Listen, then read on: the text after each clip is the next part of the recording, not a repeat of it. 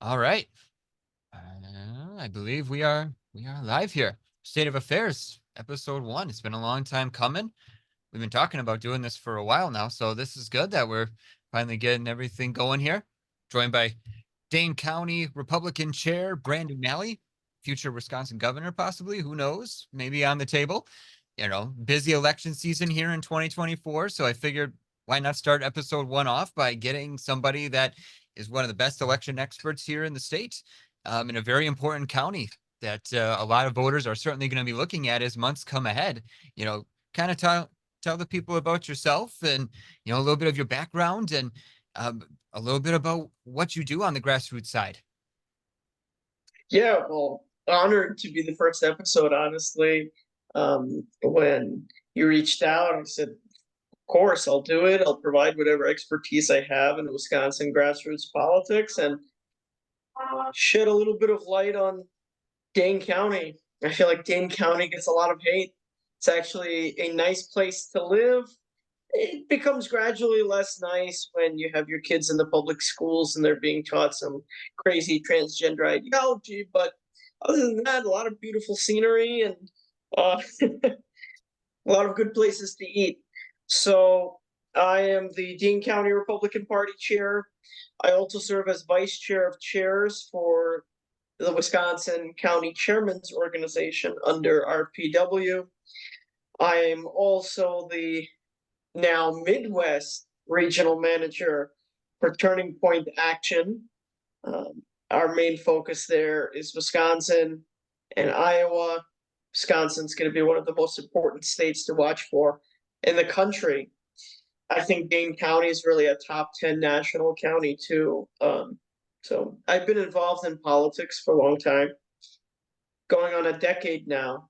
Yeah, 2024 would be going back to 14. Yeah, decade now on the political scene, done every campaign job you can imagine, volunteer coordinator, intern, paid intern, grassroots director, regional field director, advised campaigns, local level and up, and now I'm a county chair. County chair doesn't pay the bills though. County chair is a volunteer position. Turning Point pays the bills. Turning Point pays the bills. And even at that, it's basically 2 full-time jobs for the price of one. But I'm glad to do it. We've got a country to save. Tommy, you're up in an important area. Wausau area, Stevens Point area are going to be important for us. Dane County shouldn't be forgotten, though. Dane County, and I say it not just because I'm the Dane County chair, and took up this challenge. It's a big challenge, but it's the fastest growing large area in the state of Wisconsin.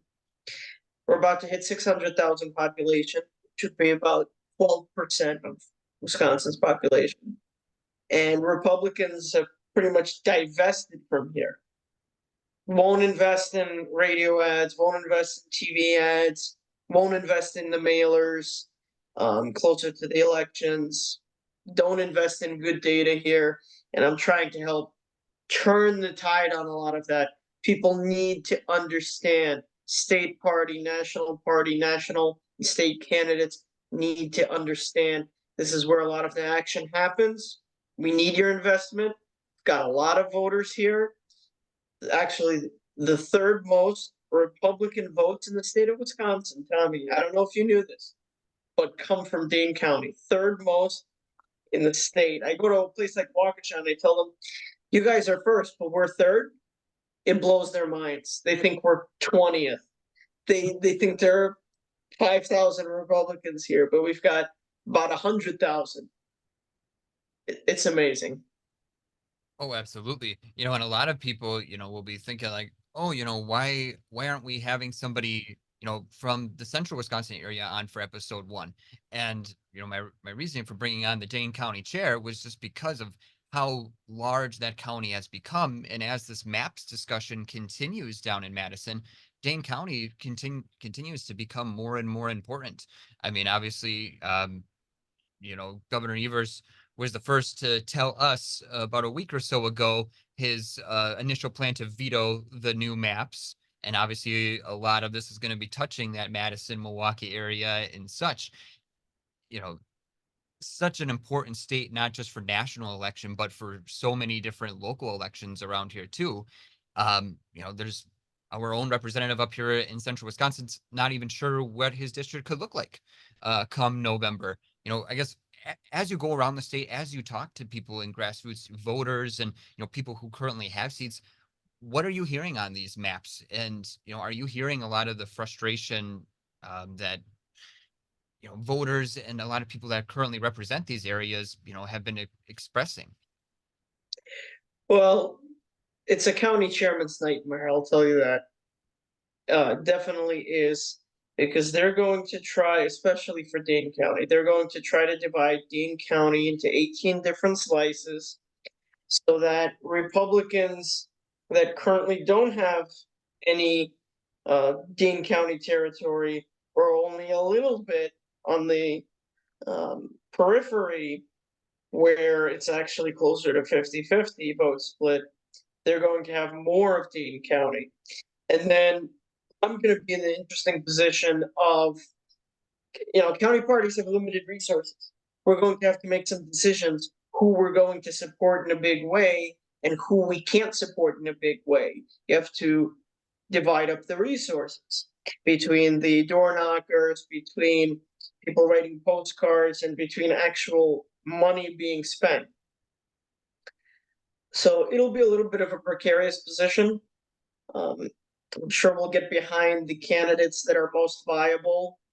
And it'll be tough. They may draw some, they're going to draw some Republican incumbents against each other. They're going to give people more of Dane County, more of Milwaukee. They're going to have some really, really interesting looking districts, truly gerrymandered districts. The districts right now are not all that gerrymandered. It's kind of a natural selection thing. Leftists move into Madison, Milwaukee, and Republicans are spread out throughout the state. So naturally, they're going to cover more geographic territory, which is why this whole argument on the gerrymandering was bonkers to begin with. But elections have consequences. We lost the Supreme Court election big. Janet said that this was one of her values. She is against gerrymandering, and she viewed Wisconsin maps as gerrymandered. So yeah, I'm hearing it a lot. It's coming from the political class in Madison. It's coming from working class people in Madison who don't know who the representatives are going to be. I'm going to provide a little bit of an interesting take that I think only someone in Dane County can give you. There's this old Russian joke about an American and a Russian scientist coming together, right? And they're talking about climate change. The American scientist tells the Russian, climate change settled. We're looking at evidence here, it's settled, right? And the Russian says, yeah, things add up, that's fine. And the American scientist says, we need to do something about it. We have to encourage the public to act now. This is going to be a disaster for humanity. And the Russian says, well, I view things a little bit differently. You see, history hasn't always been on Russia's side. We've gone through world wars, Holocaust, communist revolution, all of these things, and the Russian people are incredibly resilient. And now you bring climate change to the frozen tundras of Siberia. It's a break for the good guys. So that's the discussion between the American and the Russian scientists. The only silver lining I can see from a purely Dane County perspective is that it is possible they draw some districts that make some additional constituencies in Dane County viable. Like an area like Sun Prairie may, for the first time in many years, be represented by a Republican. Now, may make it more difficult for that Republican to win, may make their district 10 points more difficult to win. But a silver lining, at least from the Dane County perspective, is that as a county party, we might have more races to invest in because right now there aren't many on a state legislative level. Right. And obviously, when we talk about state races and we talk about major races, probably none bigger right now than the one that's coming in South Carolina. We saw, former President Trump, absolutely run away with it in Iowa. The election, I think the race there was called within a matter of minutes. New Hampshire, not very different. I believe, he's the first candidate to win back-to-back primaries since the 70s. And, there's a new NBC poll out, that showed some very interesting numbers, surprisingly, that, shows that President Trump is continuing to gain lots of support around the country. Most importantly, on the economy, he had the largest, I believe it was, of any candidate in NBC's poll history for a margin of lead in the economy since 1992. He leads, I believe it said, it worded as proportion of voters who believe that Trump is better than dealing with the economy than Biden. Biden only received 33% of that from NBC News's respondents. While you're on the campaign trail here around Wisconsin, and you do these events, how often are you hearing people talk about the economy and the struggles that they're seeing, with inflation? And are you seeing that that is more of a top issue than border security, which appears to be flying up the polling boards right now as the number 2 issue for most voters to get out? I'll be honest. Let's go to immigration for a minute. Immigration is the issue that set Trump apart initially when he first ran, and he won the election arguably on a tough immigration stance, coupled with a stance on trade policy that was favorable to the Rust Belt, which very much includes Wisconsin.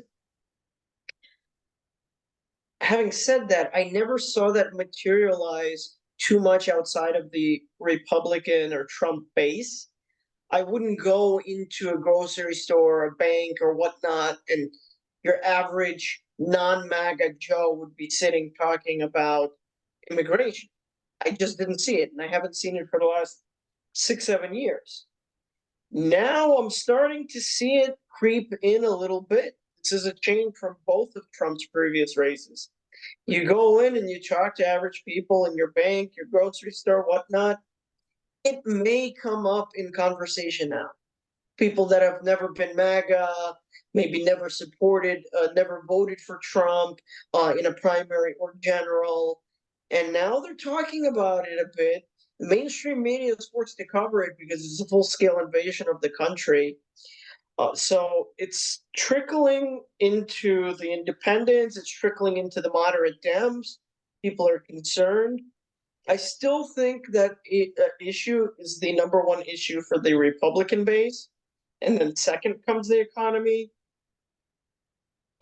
Go back to the independents. I think the top issue will still be the economy. That is very much, and has been for the last 2 years, in people's day-to-day conversation. How much more they're paying for this, or how many fewer benefits they have, or their wages not keeping up with the rate of inflation. So I still think the economy is going to be an issue. But if the media continues to cover the full-scale invasion of the country at the southern border, by the time we hit November, that may be the issue. Immigration may be the reason that Trump gets into the White House for a second time. Yeah, and now that I have some of those numbers actually in front of me here, the polling question that NBC News asked the voters this past week was, who do you trust more to do a better job with it? And on border security, we saw Trump lead that question by 35 points, a 57-22 margin. On the economy, he led that question by respondents by 22 points, 55-33. On dealing with crime and violence, 21-point victory for Trump, 50% to 29%. And being competent and effective, Trump won that by 16 points. The only issue that Biden seems to be ahead of Trump by, a massive amount, above the margin of error is on abortion. NBC News poll had Biden up 12 points. Obviously, during President Biden's speech last night in Nevada, he said that he was not in favor of abortion on demand, but he supports it through 3 trimesters, which is some voters may say that that is abortion on demand, because at what point, he didn't give an exact area where he no longer agrees with it. How often are you hearing from people? Obviously, abortion has become an issue here in the state of Wisconsin with the Republican bill for 14 weeks to ban it after that point. Tony Evers has already kind of made it seem like he may veto that. Are you hearing a lot of abortion talk while on the campaign trail? Yeah, so the discussion's a little bit different from 2022 and 2023 regarding abortion than it is now. I think a lot of that has to do with the fact that President Trump is practical on the issue. I mean, he recognizes at the end of the day, if Donald Trump does not win a presidential election, I do believe he's going to jail. So he's doing everything he can to win the election, not only because he loves this country and wants to make it great again, but because he's trying to stay out of jail. From that lens, you have to be practical on issues like Medicare, Social Security, issues that Republicans always get attacked over, but Trump doesn't. He's practical about it. He's also practical about the abortion issue. And I think when you're talking about potential new constituencies supporting Trump, like, how can you say that Trump is going to gain another 5 to 10% in the Black community, or he's going to gain another 5% in the Jewish community, or another 5% in the Hispanic community, if people view him through this abortion lens, right? Like abortion, abortion, everything's abortion, economy be damned, the border be damned, everything's abortion. I think with Trump, it's much more difficult. If from the Democrats' perspective, it's much more difficult to pigeonhole Trump on abortion and get viewers to view everything about Trump through that lens instead of a holistic lens, because people don't believe, moderate and swing voters don't believe that Trump is a lifelong crusader for pro-life issues. They don't. The fact of the matter is that Trump delivered the Supreme Court justices. He delivered the Supreme Court that overturned Roe v. Wade. But since then, he's struck a very practical tone about it. So people don't look at Trump as a candidate through the abortion lens as much as they look at all these other Republican candidates, and just scares the living daylights out of a lot of women. With Trump, people don't, women are not looking at him and saying, yes, he's getting into the White House and that's his marquee issue. People are saying, the guy's crazy, but my life was better under him. I don't think he's going to do anything federally on abortion. I trust him more than Biden on the economy and immigration. So I think Democrats are actually at risk of overplaying the abortion issue, thinking it's going to be their Hail Mary. I don't see women viewing Trump through the abortion only lens like they viewed a lot of our candidates in 2022. Yeah, and these numbers, I mean, it's been this way for a while now, at least the last few months, where these poll numbers keep slanting towards Trump on major issues. And even when they ask voters, not just registered Republican voters, but registered Democrat voters and independents, I mean, one thing that always seems to be a common theme is that if they're forced to choose between the two right now, if the election were today, whether it's NBC News, CNN, Gallup or YouGov or anything like that, they all find that at least right now, because of the economy and immigration issues, more people are talking about voting Republican, not just for the first time, but, maybe down the line, depending on how these things go. And of course, war continues to be a conversation that people are very concerned about. Whether you're independent, Republican, or Democrat, one thing is for certain, no voter on either side of the aisle necessarily wants to see any situation escalate internationally, in foreign affairs. And they, polling, even from NBC News shows that they trust Trump to at least tone down some of this rhetoric on here. One thing that they CNN and Gallup both asked voters in recent polls if they thought that Joe Biden deserved to be reelected or not, and 34% from CNN's own poll said yes, and 38% on Gallup said that too. when you're on the trail, you're talking to independent voters, you're talking to Democrats, Republicans, and things like that. Are you hearing a lot of people that are enthusiastic about this, matchup? And if so, you know, is there people out there that are saying, I would like maybe somebody else, maybe an RFK Jr., or maybe, someone to replace Biden, if it's Dean Phillips or someone, you know, are you hearing people kind of express that maybe they want a third candidate? I'm not hearing that people like the matchup. People that are supporting Biden are doing it as an anti-Trump last resort. This is the guy that they had in 2020 to prevent a disaster of Bernie Sanders being the Democrat nominee and Trump being reelected, right? Biden's whole rationale for running again is his big ego tells him that he's the only Democrat again that can beat Donald Trump. He's done it once, he can do it again. He knows how to get under his skin. He's bland enough. Problem is, he has a failed first term. And he is not the uniter he said he'd be, and he's not the normal guy that, well, frankly, staying in his basement fooled the American people into. Now, on the ground, are we hearing on the Republican side, are we hearing that we want another candidate? We're hearing a lot of enthusiasm for Trump. Let's be honest. This is Trump's Republican Party. It has been since 2016. The overwhelming majority of Republican primary and caucus goers around the country, when you pull out the independents, they're breaking for Trump, even in a two-way race. Look at him and Nikki Haley. He's getting about 3-1 Republican votes over her. So there's more enthusiasm for Trump running as a candidate. There's also the enthusiasm to sink Trump, if you want to call that a thing. Nobody really wants to see the two go head to head. Am I hearing that people want a third party candidate? I'm hearing that people want Nikki to be on the ballot for the Wisconsin primary, to still be viable for the Wisconsin primary on April 2nd, to be able to vote for her, even if it's just a little protest vote. On the Democrat side, people want to be able to vote for Dean Phillips for the same reason.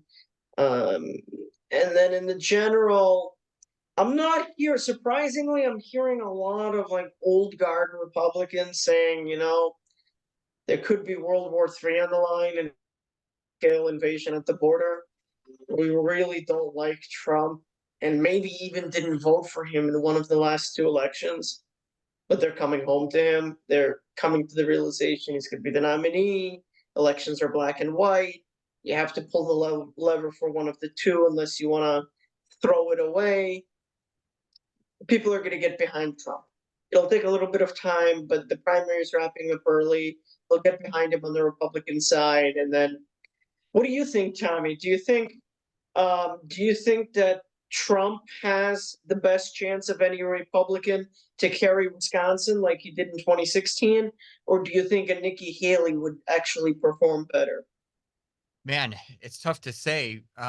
Just going strictly off of the numbers right now, Marquette, thankfully did some pulling back in the fall time last year, and they found that both candidates do have a lot of support. Nikki Haley, I believe they had Nikki Haley winning Wisconsin in a matchup versus Biden, hypothetically, by about 10 to 12 points, and they had Trump beating Biden maybe in the state somewhere between 5 to 8 points. It was somewhere in that margin. So one thing that poll tells me is that rural voters, they do want to get out and they do want to vote, and there is a lot of conversations being had still about who that should be. Most importantly, what kind of conversations are voters in South Carolina having? Obviously, there's been reports that some of Nikki Haley's main donors are starting to drop out, which could hurt her financially. She's currently not expected to be actually on the ballot in Nevada.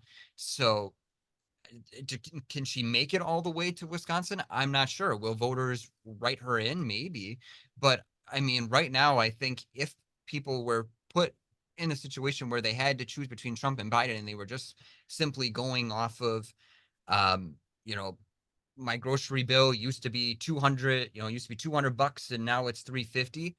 I think you're going to get a lot of people that are going to say, yeah, I kind of want things to go back to where they were in 2018, right? When there really wasn't much going on in foreign affairs wise, we weren't spending lots of money on war. We weren't spending, so much money on utilities, and, we weren't spending so much money on groceries and just cost of living stuff. Yeah, I do think that Trump does have a lot of appealing things to voters, and it'll just be interesting to see how voters exactly see that as we go on here. But it definitely does seem that, at least based on the numbers, there is a lot. The numbers reflect what you were saying, where that optimism is there. I guess my last thought here for you is just, as this goes along, as people read about things going on in the election, they watch this podcast and things like that, and they want to know, man, I want to try to do something more other than voting. I maybe want to, help out a candidate, or I want to help out in my local community, to get people out to vote, or to talk about issues and engage with people. What are the best ways that people can do that? And where can people find resources to get involved, not only in their local parties, but, just in the local election process? Well, start with your county party, look them up. For Dane County, it's danegop.org. We have information on membership.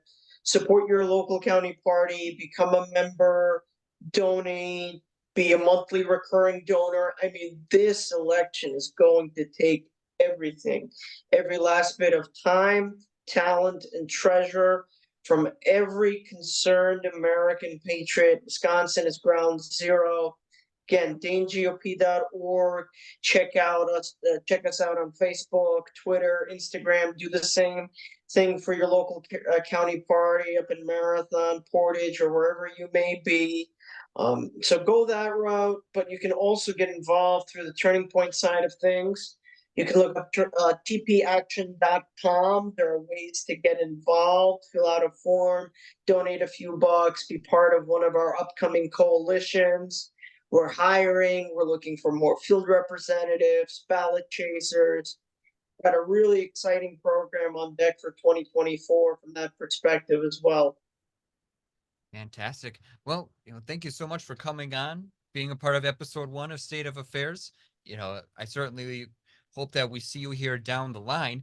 And, who knows? Maybe we can have this as a recurring thing. We can have the viewers decide. Maybe we bring you on. We do this once a month, and we kind of talk about things going on around the state and updated things nationally, and maybe some other things. Last thought, the legendary Toby Keith passed today. Lots of people talking about that. Do you have a favorite Toby Keith song? Do I have, well, my favorite Toby Keith memory is him Got a mem? performing the day before Trump's inauguration. It was, I think it was at the National Mall. He's performing the day before Trump's inauguration. It was totally, totally epic. That was my first exposure to Toby Keith. I can't say that I ever got to the level of diehard fan, but when country pops in my head and like clean patriotic country, he is the guy, courtesy of Red, White, Blue, American Soldier, um, Beer for My Horses. Those are some really good classics, and he'll truly be missed. Absolutely. A country legend. Not many people will ever forget, and his songs will definitely live on forever. I saw top 35 hits on iTunes. He's up to #1 today, as rightfully so. Thank you again, Brandon, for coming on, sharing with us all of your knowledge. Hopefully we get to talk to you soon. Thanks, Tommy. Have a good one, man.